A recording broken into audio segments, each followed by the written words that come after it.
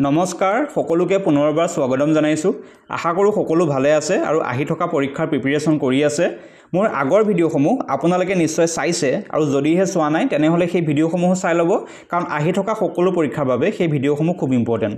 মই MCQ সিৰিজটোকে continue ৰাখিছো আৰু আজি ভিডিওটোত জেনাৰেল সায়েন্সৰ কেইটামান গুৰুত্বপূৰ্ণ কোৱেশ্চন ডিসকাস কৰিছো কাৰণ এডিআৰই এক্সাম আসাম পুলিচৰ এসআই এক্সাম বা ডিএইচএস ডিএমই জি এক্সামৰ বাবে আপোনালোকে প্ৰিপাৰেচন নকৰক কিয় তাত আমাৰ কি হয় জেনাৰেল সায়েন্সৰ পৰা কোৱেশ্চন অহা দেখা যায় গটিকে মই আজি ভিডিওটোত জেনাৰেল সায়েন্সৰ হিউম্যান বডি পাৰ্টটোৰ পৰা কেইটামান ইম্পৰ্টেন্ট কোৱেশ্চন লৈ আহিছো আৰু প্ৰতিটো কোৱেশ্চন মই ডিসকাস কৰোঁতে লগত কিছুমান ইম্পৰ্টেন্ট পইণ্ট আপোনালোকক দি যাম সো যেতিয়া আপোনালোকে ভিডিওটো চাব লগত বহি আৰু কলম লৈহে ভিডিওটো চাব আৰু যিবোৰ পইণ্ট মই আপোনালোকক দি যাওঁ সেই পইণ্টসমূহ ধুনীয়াকৈ নোটটো বনাই যাব ঠিক আছে সো আজি ভিডিওটো খুবেই গুৰুত্বপূৰ্ণ ভিডিও হ'ব সো শেষলৈকে ভালদৰে চাই যাব আহক আমাৰ ভিডিওটো আৰম্ভ কৰোঁ আমাৰ first question to some question number 1 what is the basic unit of life জীৱনৰ মৌলিক একক কি এই কোৱেশ্চনটো এনসাৰ কি হ'ব আমাৰ এই কোৱেশ্চনটো এনসাৰ হ'ব অপচন সি সেল অৰ্থাৎ কোষ জীৱনৰ মৌলিক একক হৈছে কোষ এতিয়া আমি কোষৰ বিষয়ে আৰু অলপ জানিবলৈ চেষ্টা কৰিম কোষক দুটা ভাগত শ্ৰেণী বিভাজন কৰা হৈছে এটা হৈছে কি সংকোষ কেন্দ্ৰীয় কোষ আৰু আনটো হৈছে কি প্ৰকোষ কেন্দ্ৰীয় কোষ যিবোৰ সংকোষ কেন্দ্ৰীয় কোষ ইংলিছত কি বুলি কোৱা হয় ইউকেৰিওটিক সেল আৰু প্ৰকোষ কেন্দ্ৰীয় কোষক কি বুলি কোৱা হয় প্ৰকেৰিওটিক সেল ঠিক আছে এতিয়া এই দুটা ভাগত যে আমাৰ শ্ৰেণী বিভাজন কৰা হ'ল হিহঁতৰ প্ৰধান পাৰ্থক্যনো কি সেই পাৰ্থক্যটো আমি বুজিবলৈ চেষ্টা কৰিম প্ৰথম কথা হ'ল যিবোৰ সংকোষ কেন্দ্ৰীয় কোষ হিহঁতৰ কি থাকে এটা ট্ৰু নিউক্লিয়াছ থাকে আৰু যিবোৰ প্ৰকোষ কেন্দ্ৰীয় কোষ হিহঁতৰ ট্ৰু নিউক্লিয়াছ নাথাকে ট্ৰু নিউক্লিয়াছ মানেনো কি ট্ৰু নিউক্লিয়াছ হৈছে এখন আৱৰণেৰে আবৃত হৈ থকা কোষৰ এটা অংগ যাৰ ভিতৰত কি থাকে জেনেটিক মেটেৰিয়েল থাকে মই কি বুলি ক'লো যে ট্ৰু নিউক্লিয়াছ হৈছে এখন আৱৰণেৰে আবৃত হৈ থকা কোষৰ এটা অংগ যাৰ ভিতৰত কি থাকে জেনেটিক মেটেৰিয়েলবোৰ থাকে এটা জেনেটিক মেটেৰিয়েল মানে কি জেনেটিক মেটেৰিয়েল হৈছে কি ডিএনএ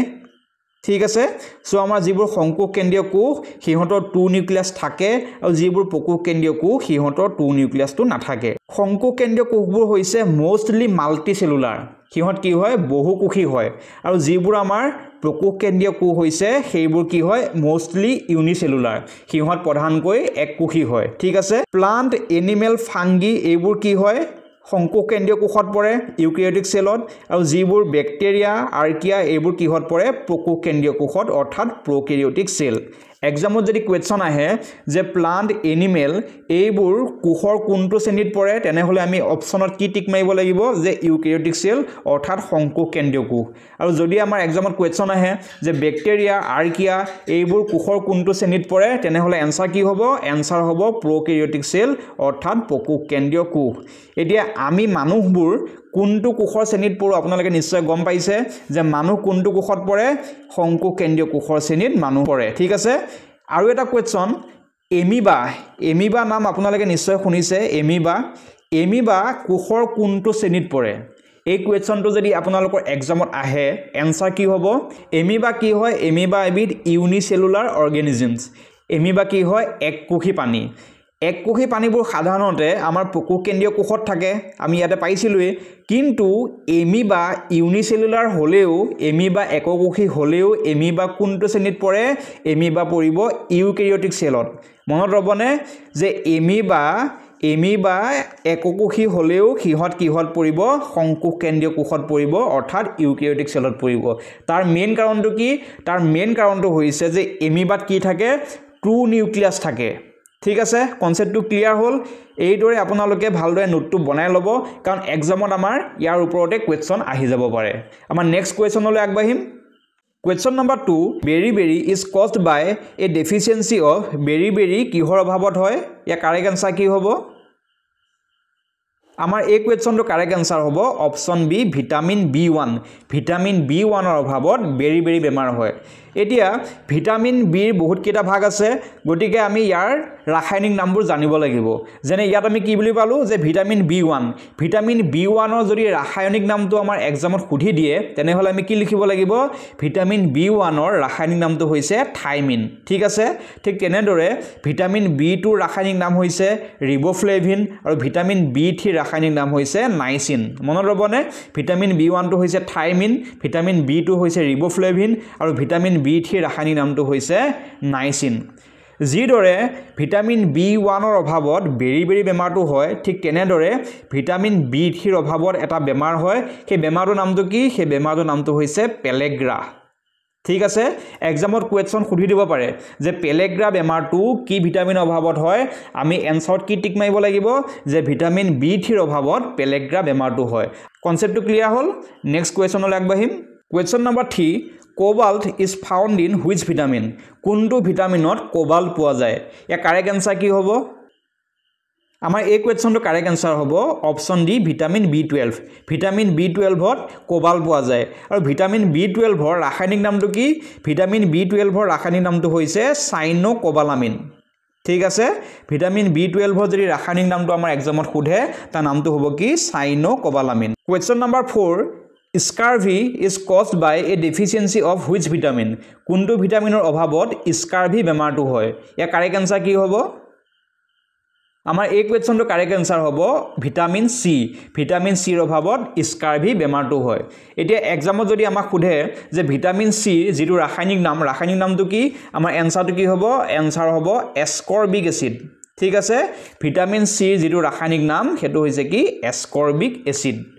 এতিয়া আমি কি পাইছিলো যে ভিটামিন B1 ৰ অভাৱত বেৰি বেমাৰ হয় ভিটামিন B3 ৰ অভাৱত পেলেগ্ৰা হয় ভিটামিন সি ৰ অভাৱত হয় আমাৰ কি স্কাৰভি ঠিক তেনেদৰে ভিটামিন A ৰ অভাৱত কি বেমাৰ হয় নাইট ব্লাইণ্ডনেছ আৰু জেৰপথেলমিয়া নাইট ব্লাইণ্ডনেছ মানে কি কুকুৰি কণা ঠিক আছে আৰু ভিটামিন D ৰ অভাৱত কি বেমাৰ হ'ব ৰিকেট আৰু অষ্টমেলেচিয়া এইখিনি আপোনালোকে ভালদৰে নোটটো বনাই ল'ব Question number 5 which vitamin helps in blood clots তেজ গোট মৰাত কোনটো ভিটামিনে সহায় কৰে ইয়াৰ কাৰেক্ট আনসাৰ কি হ'ব আমাৰ এই কোৱেশ্চনটো কাৰেক্ট আনসাৰ হ'ব ভিটামিন কে তেজ গোট মৰাত সহায় কৰে ঠিক আছে এতিয়া আমি ভিটামিন বহুত কিটা পালো এতিয়া টোটাল ভিটামিন কে প্ৰকাৰৰ আছে হেতু আমি জানিব লাগিব vitamin A vitamin B vitamin C vitamin D vitamin E আৰু এটা আছে কি ভিটামিন কে ঠিক আছে এতিয়া এই ভিটামিন কেইটাৰ আমাৰ দুটা ভাগত ভাগ কৰা হৈছে এটা হৈছে ফেট সলিউবল আৰু আনটো হৈছে কি ওয়াটাৰ সলিউবল এটা ফেট সলিউবল ভিটামিন কি ফেট সলিউবল ভিটামিন হ'ব vitamin A vitamin D vitamin E আৰু ভিটামিন কে ওয়াটাৰ সলিউবল হৈছে ভিটামিন বি আৰু ভিটামিন সি এইখিনি আপোনালোকে মনত ৰাখি থব লাগিব ভালদৰে নোটটো বনাই লওক question number 6 the protein component of hemoglobin is called হিমোগ্লোবিনৰ যেটো প্ৰটিনৰ উপাদান থাকে তাক কি বুলি কোৱা হয় তাৰ নামটো কি ইয়াৰ কাৰেক্ট আনসাৰটো কি হ'ব আমাৰ এই কোৱেশ্চনটো কাৰেক্ট আনসাৰ হ'ব অপশন বি গ্লোবিন হিমোগ্লোবিনত থকা যেটো প্ৰটিনৰ উপাদান তাক কি বুলি কোৱা হয় গ্লোবিন বুলি কোৱা হয় এতিয়া এটা কোৱেশ্চন যে মানুহৰ তেজৰ ৰংটো ৰঙা কিয় তাৰ আনসাৰটো কি হ'ব যে মানুহৰ তেজত হিমোগ্লোবিন নামৰ এবিধ উপাদান থাকে আৰু সেইভাবে মানুহৰ তেজৰ ৰংটো কি হয় ৰঙা হয় ঠিক আছে যিদৰে আপোনালোকে এটা গম পালে যে হিমোগ্লোবিনত থকা প্ৰটিন উপাদানটোৰ নাম হৈছে গ্লোবিন ঠিক তেনেকৈ হিমোগ্লোবিনত আৰু এবিধ উপাদান থাকে যাৰ নামটো হৈছে কি হেমে এই হেমেত কি থাকে আইৰন থাকে ঠিক আছে আৰু এই আইৰনে যেতিয়া অক্সিজেনৰ লগত যোগ হ'ব মানে হিমোগ্লোবিনৰ আমাৰ হেমেত থকা আইৰনে যেতিয়া অক্সিজেনৰ লগত যোগ হ'ব তেতিয়া কি ফৰ্ম কৰিব ব্ৰাইট ৰেড কালাৰ ফৰ্ম কৰিব সেইভাবে যিবোৰ অক্সিজেন জনিত তেজ সিহঁতৰ ৰংটো কি হয় ব্ৰাইট ৰেড কালাৰ হয় কনসেপ্টটো ক্লিয়াৰ হৈছে যে আইৰনে যেতিয়া অক্সিজেনৰ লগত যোগ হ'ব তেতিয়া ব্ৰাইট ৰেড কালাৰ ফৰ্ম কৰিব সো যিবোৰ আমাৰ অক্সিজেন জনিত তেজ সিহঁতৰ ৰংটো কি হয় ব্ৰাইট ৰেড কালাৰ হয় আৰু যিবোৰ তেজত অক্সিজেনটো কম পৰিমাণে থাকে সিহঁতৰ ৰংটো কি হ'ব সিহঁতৰ ৰংটো হ'ব ডাৰ্ক ৰেড কালাৰ কনসেপ্টটো ক্লিয়াৰ হ'ল ভালদৰে নোটখিনি আপোনালোকে বনাই ল'ব question number 7 red blood cells are formed in ৰক্তকণিকা কোড গঠন হয় ইয়াৰ কাৰেক্ট আনসাৰ কি হ'ব আমাৰ এই কোৱেশ্চনটো কাৰেক্ট আনসাৰ হ'ব অপশন সি বন মেৰু মানে হাড়ৰ মজ্জাত কিহৰ সৃষ্টি হয় ৰক্তকণিকা সৃষ্টি হয় এতিয়া আমি ব্লাডৰ বিষয়ে আৰু অলপ জানিবলৈ চেষ্টা কৰিম যে ব্লাডত কি থাকে ব্লাডত 55% থাকে প্লাজমা 55% থাকে প্লাজমা আৰু এই প্লাজমাৰ 90% হৈছে কি পানী ঠিক আছে ব্লাডত 55% প্লাজমা থাকে আৰু এই প্লাজমাৰ 90% হৈছে পানী আৰু বাকি 40 ৰ পৰা 45% থাকে red blood cell 1% থাকে white blood cell আৰু less than 1% থাকে platelets কনসেপ্টটো ক্লিয়াৰ হ'ল যে ব্লাডত 55% প্লাজমা থাকে 40 পৰা 45% ৰেড ব্লাড সেল থাকে 1% থাকিব হোৱাইট ব্লাড সেল আৰু লেছ দেন 1% থাকিব প্লেটলেটস এই যিবোৰ আপোনালোকে ৰেড ব্লাড সেল দেখিছে হোৱাইট ব্লাড সেল দেখিছে আৰু প্লেটলেটস দেখিছে ইহঁতৰ গঠন ক'ত হয় ইহঁতৰ গঠন হয় হাড়ৰ মজ্জাত অৰ্থাৎ বন মেৰুত এই ছবিখন চাই আপোনালোকে ভালদৰে মনত ৰাখি থৈ দিয়ক যদি এক্সামত কেতিয়াবা কোৱেশ্চন আহে যে ৰেড ব্লাড সেল বা হোৱাইট ব্লাড সেল বা প্লেটলেটস ইহঁতৰ গঠন ক'ত হয় তেনেহলে এনসাৰ কি টিক মাৰিব লাগিব যে হাড়ৰ মজ্জা বা বন মেৰু গতিকে এই ছবিখন আপোনালোকে ভালদৰে মনত ৰাখি থৈ দিব ঠিক আছে Question number 8. Which cell in our body are primarily responsible for protecting us from disease? Amar শৰীৰৰ কোনবোৰ কোষে আমাক ৰোগৰ পৰা ৰক্ষা কৰাত প্ৰধানকৈ দায়বদ্ধ ইয়াৰ কাৰেক্ট আনসাৰ কি হ'ব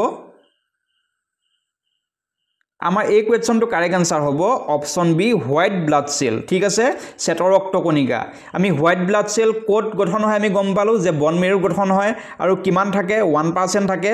আৰু এই যিবোৰ আমাৰ হোৱাইট ব্লাড সেল ইহঁতে কি কৰে আমাৰ শৰীৰক ৰোগৰ পৰা ৰক্ষা কৰে মনত ৰব এটো ভালদৰে নোটটো বনাই লব Question number 9 What is the average life span of a red blood cell in human মানুহৰ ৰক্তকণিকাৰ গড় আয়ুস কিমান ইয়াৰ কাৰেক্ট আনসাৰ কি হ'ব আমাৰ এই কোৱেশ্চনটো কাৰেক্ট আনসাৰ হ'ব অপচন সি 120 ডেজ মানুহৰ ৰক্তকণিকাৰ গড় আয়ুস হৈছে 120 days Question number 10 Which component of blood plays a major role in blood clotting মানুহৰ তেজৰ কোনটো উপাদানে তেজ গোট মৰাত মুখ্য ভূমিকা পালন কৰে এই কোৱেশ্চনটো কাৰেক্ট আনসাৰ কি হ'ব আমাৰ এই কোৱেশ্চনটো কাৰেক্ট আনসাৰ হ'ব অপচন সি ব্লাড প্লেটলেটস বুৰে কি কৰে তেজ গোট মৰাত মুখ্য ভূমিকা পালন কৰে Question number 11 Which blood type is considered the universal donor কোনটো তেজৰ প্ৰকাৰক সাৰ্বজনীন দাতা বুলি গণ্য কৰা হয় মানে কি ইউনিভাৰ্সাল ডোনৰ এই কোৱেশ্চনটো আনসাৰ কি হ'ব আমাৰ এই কোৱেশ্চনটো কাৰেক্ট আনসাৰ হ'ব অপচন ডি ও নিগেটিভ ব্লাডক কি বুলি কোৱা হয় সাৰ্বজনীন দাতা বা ইউনিভাৰ্সাল ডোনৰ Question number 12 Which blood type is considered the universal recipient কোনটো তেজৰ প্ৰকাৰক সাৰ্বজনীন গ্ৰাহক বুলি গণ্য কৰা হয় ইয়াৰ কাৰেক্ট আনসাৰ কি হ'ব আমাৰ এই কোৱেশ্চনটো কাৰেক্ট আনসাৰ হ'ব অপচন সি AB পজিটিভ গ্ৰুপক কি বুলি কোৱা হয় সাৰ্বজনীন গ্ৰাহক বুলি কোৱা হয় বা ইউনিভাৰ্সাল ৰেচিপিয়েন্ট বুলি কোৱা হয় এতিয়া ব্লাড গ্ৰুপ আমাৰ টোটাল কি আছে ব্লাড গ্ৰুপ A আছে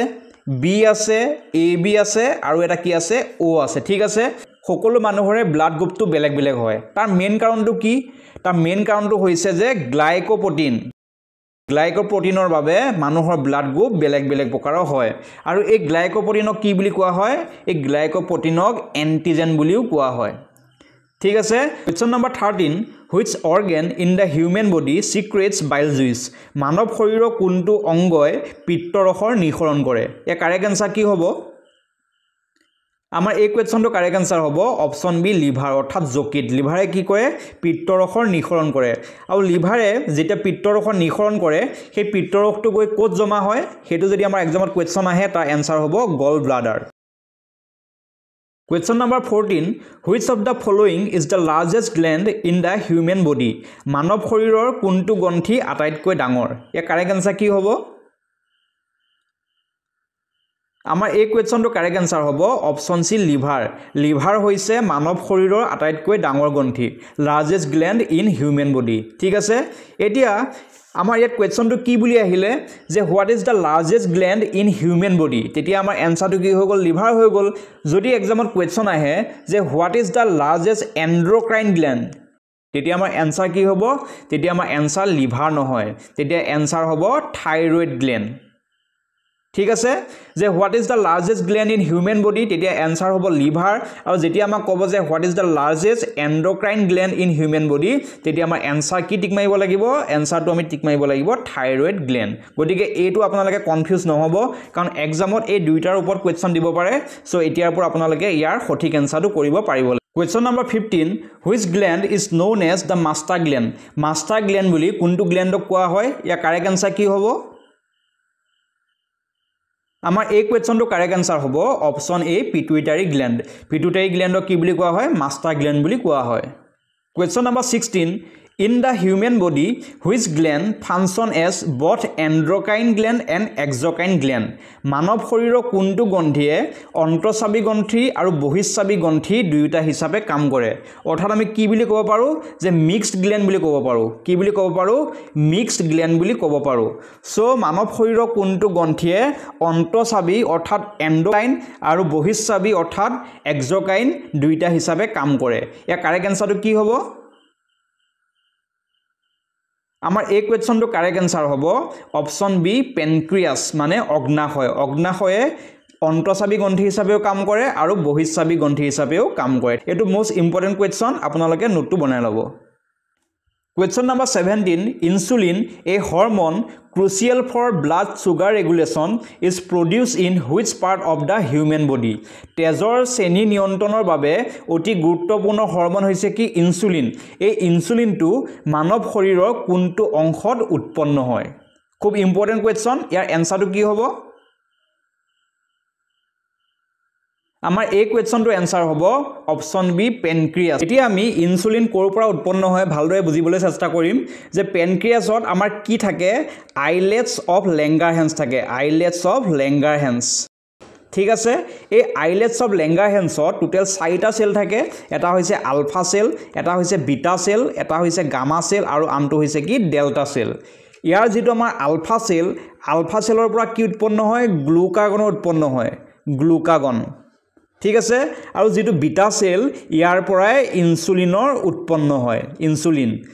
আইলেটস অফ লেংগাৰহেন্সৰ বিটা সেলৰ পৰা ইনসুলিনৰ উৎপন্ন হয় এটো আমি গম পালো এতিয়া আমাৰ আলফা সেলৰ পৰা যি গ্লুকাগন উৎপন্ন হয় এই গ্লুকাগনৰ কামটো কি গ্লুকাগনে ব্লাড সুগাৰ লেভেলটো ৰাইজ কৰে অৰ্থাৎ ব্লাড সুগাৰ লেভেলটো বৃদ্ধি কৰে আৰু ইনসুলিনে কি কৰে এই ব্লাড সুগাৰ লেভেলটো লো কৰি ৰাখে গতিকে ইনসুলিনৰ যদি শৰীৰত অভাৱ হয় তেতিয়া কি হ'ব তেতিয়া আমাৰ ব্লাড সুগাৰ লেভেলটো হাই হৈ যাব আৰু তেতিয়া কি বেমাৰৰ সৃষ্টি হ'ব ডায়াবেটিছৰ সৃষ্টি হ'ব ঠিক আছে গতিকে ডায়াবেটিস বেমাৰ কিহৰ অভাৱত হয় ইনসুলিনৰ অভাৱত আৰু ইনসুলিন কোড উৎপন্ন হয় পেনক্ৰিয়াছত থকা আইলেটস অফ লেংগাৰহেন্সৰ বিটা সেলৰ পৰা ইনসুলিনৰ উৎপন্ন হয় কনসেপ্টটো ক্লিয়াৰ হ'ল নে আপোনালোকে নোটটো ভালদৰে বনাই ল'ব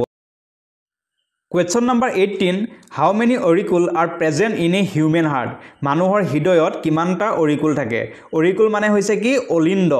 মানুহৰ হৃদয়ত কিমানটা অলিন্দ থাকে ইয়াৰ কাৰেক্ট আনসাৰ কি হ'ব আমাৰ এই কোৱেশ্চনটো কাৰেক্ট আনসাৰ হ'ব অপচন বি 2 অৰ্থাৎ মানুহৰ হাৰ্টত টোটাল দুটা অলিন্দ থাকে এতিয়া হিউম্যান হাৰ্টৰ বিষয়ে আমি আৰু অলপ ভালদৰে বুজিবলৈ চেষ্টা কৰিম ইয়াত আপোনালোকে যিখন ফটো দেখিছে এটো হৈছে হিউম্যান হাৰ্ট ইয়াত দুটা পাৰ্ট থাকে এটা হৈছে কি ৰাইট সাইড আৰু আনটো হৈছে কি লেফট সাইড এক্সামত যদি কেতিয়াবা কোৱেশ্চন আহে যে অক্সিজেন ৰিচ ব্লাড হাৰ্টৰ কোনটো সাইডে থাকে তেনেহলে তাৰ কাৰেক্ট আনসাৰ হ'ব যে অক্সিজেন ৰিচ ব্লাড হাৰ্টৰ লেফট সাইডে থাকে বাওঁফালে থাকে আৰু অক্সিজেন পোৰ ব্লাড যিবোৰ থাকে সেইবোৰ হাৰ্টৰ কোনটো সাইডে থাকে তাৰ কাৰেক্ট আনসাৰ হ'ব হাৰ্টৰ ৰাইট সাইডে থাকে অৰ্থাৎ আমাৰ হাৰ্টৰ সো সাইডে থাকিব অক্সিজেন কম পৰিমাণে থকা ব্লাড আৰু হাৰ্টৰ বাওঁ সাইডে থাকিব অক্সিজেন প্ৰচুৰ পৰিমাণে থকা ব্লাড এই কনসেপ্টটো আপোনালোকে ভালদৰে মনত ৰাখি থৈ দিয়ক কাৰণ এক্সামত ইয়াৰ পৰা কোৱেশ্চন আহে সো আমাৰ ফাৰ্স্ট কনসেপ্টটো ক্লিয়াৰ হ'ল নেক্সট চাম আমি হাৰ্টৰ চেম্বাৰবোৰ হাৰ্টৰ টোটাল কেইটা চেম্বাৰ থাকে হাৰ্টৰ টোটাল আমাৰ 4টা চেম্বাৰ থাকে ৰাইট সাইডৰ যি ওপৰ চেম্বাৰটো থাকে তাৰ নামটো হৈছে ৰাইট অট্ৰিয়াম অট্ৰিয়াম মানে কি বুলি কলো মই আপোনালোকক অট্ৰিয়াম মানে হৈছে অলিন্দ আৰু লেফটত যিটো থাকে তাক কি বুলি কোৱা হয় লেফট অট্ৰিয়াম অৰ্থাৎ বাওঁ অলিন্দ গতিকে অলিন্দ টোটাল কেইটা বুলি গম পালো অলিন্দ টোটাল আমি পালো দুটা লেফট অট্ৰিয়াম আৰু এটা হৈছে কি ৰাইট অট্ৰিয়াম বাওঁ অলিন্দ আৰু সো অলিন্দ ঠিক তেনেকৈ তলৰ যিটো আছে এটো ৰাইট ভেন্ট্ৰিকল ইয়াক কি বুলি কোৱা হয় নিলয় বুলি কোৱা হয় নিলয় ঠিক আছে আৰু লেফট সাইডে আমাৰ এটা নিলয় আছে সো টোটাল নিলয় কেটা থাকে টোটাল আমাৰ নিলয় থাকে দুটা সো এক্সামত যদি কেতিয়াবা কোৱেশ্চন আহে যে মানুহৰ হাৰ্টত টোটাল আমাৰ অলিন্দ কেটা থাকে তেনেহলে তাৰ আনসাৰ হ'ব অলিন্দ দুটা থাকে আৰু নিলয় কেটা থাকে নিলয় দুটা থাকে গতিকে টোটাল আমাৰ হাৰ্টত চেম্বাৰ কেটা হ'ল ইয়াত দুটা সো হাৰ্টত টোটাল চেম্বাৰ হৈছে 4টা চেম্বাৰ তাই দুটা হৈছে অলিন্দ আৰু দুটা হৈছে নিলয় গতিকে এই কনসেপ্টটো আপোনালোকে মনত ভালদৰে ৰাখি থৈ দিয়ক আৰু ভালদৰে নোটটো বনাই লওক কাৰণ ইয়াৰ পৰা যে কোৱেশ্চন আহিব সেইটো প্ৰায় নিশ্চিত ঠিক আছে সো আমি এতিয়া নেক্সট কোৱেশ্চনলৈ যাম Question number 19 In which organ is Bowman's capsule found কোনটো অংগত বোমেনৰ কেপচুল পোৱা যায় এটো খুব ইম্পৰ্টেন্ট কোৱেশ্চন ইয়াৰ কাৰেক্ট আনসাৰটো কি হ'ব আমাৰ এই কোৱেশ্চনটো কাৰেক্ট আনসাৰ হ'ব অপচন সি কিডনি অৰ্থাৎ বৃক্কত বোমেনৰ কেপচুল পোৱা যায় এই ছবিটোলৈ আপোনালোকে ভালদৰে মন কৰক এইটো হৈছে কি হিউম্যান কিডনি মানে মানুহৰ বৃক্ক আৰু বৃক্কত কি থাকে বৃক্কত থাকে নেফ্ৰন এই নেফ্ৰনবোৰ কি নেফ্ৰনবোৰ হৈছে সৰু সৰু ফিল্টাৰ আৰু ইহঁতে কি ফিল্টাৰ কৰে নেফ্ৰনে হিউম্যান ব্লাডটো ফিল্টাৰ কৰে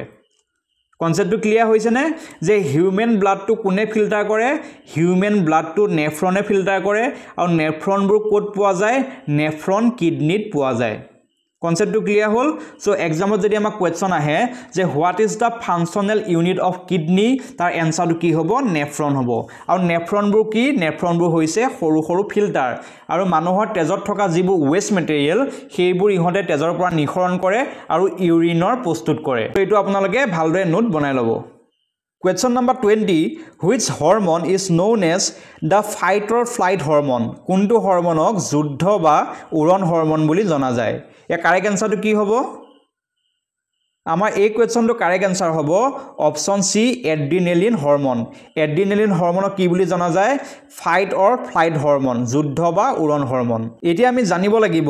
যে এড্ৰিনেলিন হৰমন কোনে নিখৰণ কৰে এড্ৰিনেলিন হৰমন এড্ৰিনেল গ্ল্যান্ডে নিখৰণ কৰে আৰু এই এড্ৰিনেল গ্ল্যান্ডটো ক'ত পোৱা যায় এড্ৰিনেল গ্ল্যান্ডটো কিডনিৰ ওপৰৰ অংশত পোৱা যায় ঠিক আছে সো এক্সামত যদি কোৱেশ্চন আহে যে এড্ৰিনেলিন হৰমন কোনে নিখৰণ কৰে এনসাৰ হ'ব এড্ৰিনেল গ্ল্যান্ড আৰু এড্ৰিনেল গ্ল্যান্ডটো মানৱ শৰীৰৰ কোনটো অংগত পোৱা যায় তাৰ এনসাৰ হ'ব কি কিডনি সো এটো মোস্ট ইম্পৰ্টেন্ট নোটটো আপোনালোকে ভালদৰে বনাই ল'ব Question number 21 How many bones does a child typically have at birth শিশুৰ জন্ম সময়ত সাধাৰণতে কিমান হাড় থাকে ইয়াৰ কাৰেক্ট আনসাৰটো কি হ'ব আমাৰ এই কোৱেশ্চনৰ কাৰেক্ট আনসাৰ হ'ব অপচন ডি 300 শিশুৰ যেতিয়া জন্ম হয় জন্মৰ সময়ত টোটাল হাড়ৰ সংখ্যা থাকে 300 Question number 22 How many bones make up the human rib cage মানুহৰ বক্ষপিঞ্জৰটো কিমান হাড়ে গঠিত ইয়াত আমাৰ কিহৰ কথা খুদিছে কামি হাড়ৰ কথা খুদিছে কামি হাড় ঠিক আছে মানুহৰ টোটাল কামি হাড়ৰ সংখ্যা কিমান ইয়াৰ কাৰেক্ট আনসাৰটো কি হ'ব আমাৰ এই কোৱেশ্চনটো কাৰেক্ট আনসাৰ হ'ব অপচন সি অৰ্থাৎ 24 এই ছবিটো চালে আপোনালোকে বুজি পাব যে ইয়াত টোটাল আমাৰ কামি হাড়ৰ সংখ্যা হৈছে কিমান 24 যদি আমাক পেয়াৰ বুলি খুদে যে কিমান জোৰ কামি হাড় আছে বুলি যদি আমাক খুদে তেনেহলে আনসাৰ হ'ব কিমান 12 Question number 23 How many bones are present in human skull মানুহৰ মূৰৰ খোলাত কিমান হাড় থাকে ইয়াৰ কাৰেক্ট আনসাৰ কি হ'ব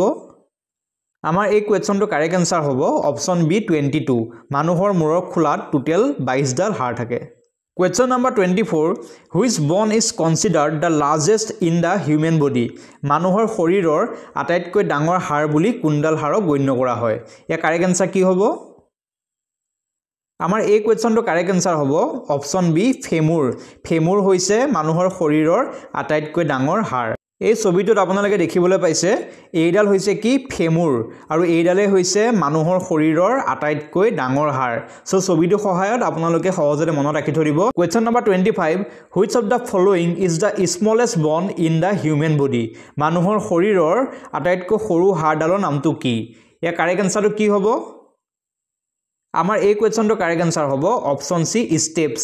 মানুহৰ শৰীৰৰ আটাইতকৈ সৰু হাড়ডাল হৈছে স্টেপস ডাঙৰ হাড়ডালৰ নামটো আমি কি বুলি গম পালো ফেমুৰ আৰু সৰু হাড়ডাল হৈছে কি স্টেপস এই ছবিটো আপোনালোকে ভালদৰে চাওক এইখন হৈছে মানুহৰ কাণ ঠিক আছে সো স্টেপস নামৰ যিডাল হাড় আছে সেই হাড়ডাল মানুহৰ কাণৰ ভিতৰত থাকে আৰু এই হাড়ডালে হৈছে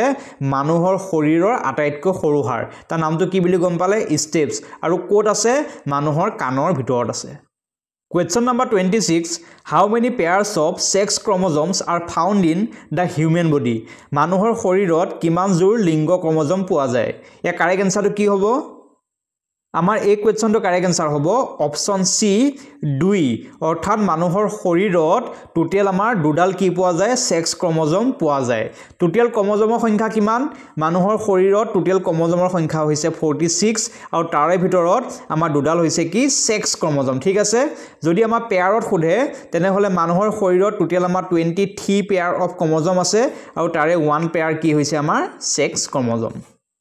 এতিয়া আমি এই বিষয়ে ভালদৰে বুজিবলৈ চেষ্টা কৰিম যে ফিমেলৰ যেটো আমাৰ ক্ৰমোজম আছে হেতু হৈছে XX আৰু মেলৰ যেটো ক্ৰমোজম থাকে হেতু হৈছে কি আমাৰ XY যেতিয়া ফিমেলৰ X আৰু মেলৰ X যেতিয়া লগ লাগিব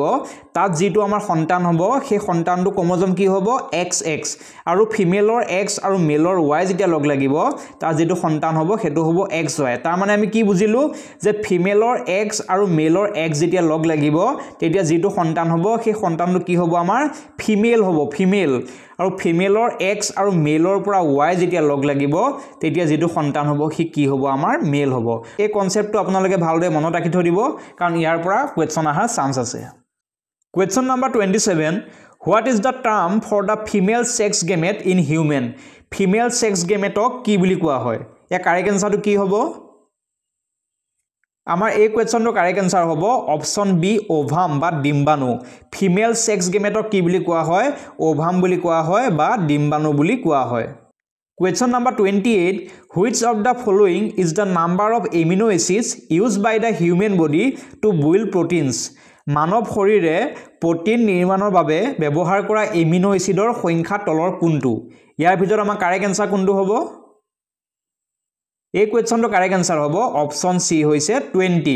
মানৱ শৰীৰে প্ৰটিন নিৰ্মাণৰ বাবে ব্যৱহাৰ কৰা এমিনো এচিডৰ সংখ্যা হৈছে কিমান 20 অৰ্থাৎ 20 Question number 29 Which part of the human brain is responsible for regulating body temperature মানুহৰ মগজুৰ কোনটো অংশই শৰীৰৰ উষ্ণতা নিয়ন্ত্ৰণত দায়বদ্ধ ইয়া কাৰেক্ট আনসাৰটো কি হ'ব এই কোৱেশ্চনটো কাৰেক্ট আনসাৰ হ'ব অপচন সি হাইপোথেলেমাস হাইপোথেলেমাসে কি কৰে হাইপোথেলেমাসে মানুহৰ শৰীৰৰ উষ্ণতা নিয়ন্ত্ৰণ কৰে Question number 30 Which cell type in the human body is known for being the longest মানুহৰ শৰীৰৰ কোনটো কোষৰ প্ৰকাৰ আটাইতকৈ দীঘল বুলি জনা যায় আটাইতকৈ দীঘল কোষ কোনটো ইয়া কারেক্ট আনসারটো কি হ'ব আমাৰ এই কোৱেশ্চনটো কাৰেক্ট আনসাৰ হ'ব অপচন সি নাৰ্ভ সেলক কি বুলি কোৱা হয় নাৰ্ভ সেলক নিউৰন বুলি কোৱা হয় আৰু নাৰ্ভ সেল হৈছে মানুহৰ শৰীৰৰ আটাইতকৈ দীঘল সেল ঠিক আছে এটা নাৰ্ভ সেলৰ বিষয়ে যদি আমাৰ এক্সামত কোৱেশ্চন আহে সেইবাবে আমি নাৰ্ভ সেলৰ বিষয়ে জানি ল'ব লাগিব এই ছবিখন হৈছে আমাৰ স্ট্ৰাকচাৰ অফ নিউৰন মানুহৰ নাৰ্ভ সেলৰ স্ট্ৰাকচাৰ ইয়াত আমাৰ কি পাৰ্ট আছে প্ৰথম পাৰ্টটো হৈছে ডেনড্ৰাইট মাজৰ যেটো পাৰ্ট আছে তাক কোৱা হয় এক্সন আৰু অন্তিম যেটো পাৰ্ট আছে তাক কোৱা হয় সাইনেপছ ঠিক আছে ডেনড্ৰাইট এক্সন আৰু সাইনেপছ এই তিনটা হৈছে নিউৰনৰ বা নাৰ্ভ সেলৰ মুখ্য অংশ ডেনড্ৰাইটে কি কৰে ডেনড্ৰাইটে ওচৰৰ সেলটোৰ পৰা স্নায়ু বাৰ্তা বা উদ্দীপনা সংগ্ৰহ কৰে আৰু ইলেক্ট্ৰিক ইম্পালছৰ সহায়ত এক্সনৰ মাজেৰে সেই স্নায়ু বাৰ্তা অন্তিম প্ৰান্তলৈ প্ৰেৰণ কৰে আৰু অন্তিম প্ৰান্তৰ যেটো আমাৰ অংশ আছে তাৰ নামটো কি আছিল সাইনেপছে কি কৰে এটা কোষৰ পৰা এটা স্নায়ু কোষৰ পৰা আনটো স্নায়ু কোষলৈ ডেনড্ৰাইটে ৰিসিভ কৰা স্নায়ু বাৰ্তা বা উদ্দীপনা আনটো কোষলৈ প্ৰেৰণ কৰে কনসেপ্টটো ক্লিয়াৰ হ'ল যে ডেনড্ৰাইটে কি কৰে ডেনড্ৰাইটে ওচৰৰ যেটো কোষ আছিল ওচৰৰ যেটো স্নায়ু কোষ আছিল তাৰ পৰা স্নায়ু বাৰ্তা বা উদ্দীপনা সংগ্ৰহ কৰে আৰু এক্সনৰ মাজেৰে ইলেক্ট্ৰিক ইম্পালছৰ সহায়ত অন্তিম প্ৰান্তত থকা সাইনেপছলৈ প্ৰেৰণ কৰে আৰু সাইনেপছে সেই স্নায়ু বাৰ্তা বা উদ্দীপনা নিকটৱৰ্তী কোষটোলৈ প্ৰেৰণ কৰে এইদৰে আমাৰ শৰীৰত স্নায়ু বাৰ্তা প্ৰেৰণ হয় আৰু এইদৰে নাৰ্ভ সেলে কাম কৰে আৰু এই নাৰ্ভ সেলে হৈছে মানুহৰ শৰীৰৰ আটাইতকৈ দীঘল সেল কনসেপ্টটো ক্লিয়াৰ হ'ল সো আজি ভিডিওটোত আমাৰ ইমানেই আছিল যদি ভিডিওটো আপোনালোকে ভাল পালে তেনেহলে লাইক কৰি দিব আৰু চেনেলটো যদি এতিয়াও আপোনালোকে সাবস্ক্ৰাইব কৰা নাই তেনেহলে সাবস্ক্ৰাইব কৰি দিব কাৰণ মই এনেকুৱা ধৰণৰ ভাল কন্টেন্ট আগবঢ়াম সো আজিলৈ ইমানেই ধন্যবাদ